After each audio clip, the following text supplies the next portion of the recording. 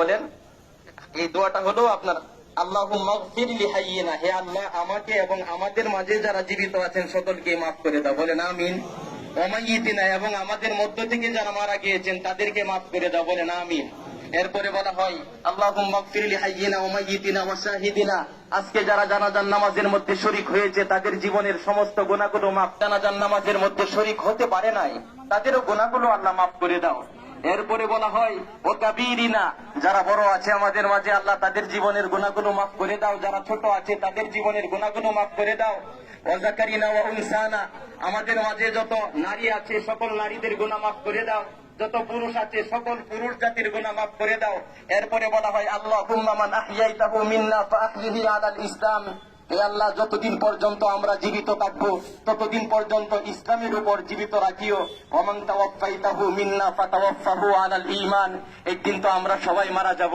আজরাইল একদিন আকাশ থেকে নামবে আল্লাহর হুকুমে, মাটির কাঁচার দেহ থেকে আপনার জানটা কবজ করবে। এরপরে 3 টুকরা কাপড়ে মা বোনদেরকে 5 টুকরা কাপড়ে প্যাকেট করা হবে। প্যাকেট করার সময় এর আগে আজরাইল যখন নামবে আকাশ থেকে, জান যখন কবজ করবে, আমাদের মুখে যেন সবার একটি কথাই শেষ কথা হয়ে থাকে।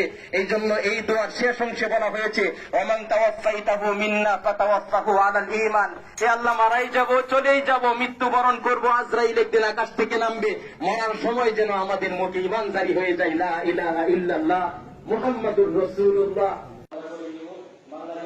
সিরাজুল ইসলাম চৌধুরী সাহেবের কবরের আযাব কিয়ামত পর্যন্ত মাফ করে দাও আল্লাহ, কবর খোসদা করে দাও, মনোয়ার করে দাও, জীবন ও জিন্দেগীর গুনাহ খাতা মাফ করে দাও আল্লাহ। তোমার হাবিব বলেছে শুক্রবারের দিনে এবং রাত্রে যদি কোন মানুষ মারা যায় তার কবরের আযাব বন্ধ হয়ে যায়। আল্লাহ ওরা তো শুক্রবারে তোমার ডাকে সাড়া দিয়ে চলে গেছে। আল্লাহ আল্লাহ তোমার বান্দার কবরে হাসরের মিজানে ফুলসিরাতে আল্লাহ কোন পরীক্ষা দিও না, আল্লাহ কোন শাস্তি দিও না আল্লাহ। তুমি তোমার বান্দাকে বিনা হিসাবে জান্নাতুল ফেরদাউসের মেহমান হিসাবে কবুল করে নাও আল্লাহ। আমাদের সকলের মা বাপ দাদা দাদি নানা নানি আপনজনেরা নিষ্ঠুর কবরে চলে গেছে আল্লাহ, সকলের কবরের আযাবগুলি মাফ করে দাও আল্লাহ। আমরা যেন তোমার পথে আল্লাহ দিনের পথে চলতে পারি, ঈমান ও আমল নিয়ে আমরা বসবাস করতে পারি, সেই তৌফিক আমাদের সকলকে। সাল্লাল্লাহু তাআলা আলা খায়রি খালকিহি মুহাম্মাদিন ওয়া আলা আলিহি ওয়া আসহাবিহি আজমাইন।